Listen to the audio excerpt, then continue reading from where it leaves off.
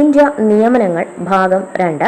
കേന്ദ്ര മുഖ്യ ശാസ്ത്ര ഉപദേഷ്ടാവ് അജയ് കുമാർ സൂദ്. വിദേശകാര്യ സെക്രട്ടറി വിനയ് മോഹൻ ക്വാദ. കേന്ദ്ര ആഭ്യന്തര secretary Ajay Kumar Bhalla. TRAI chairman P D Vaghela. BARC director Vivek ഭാസിൽ.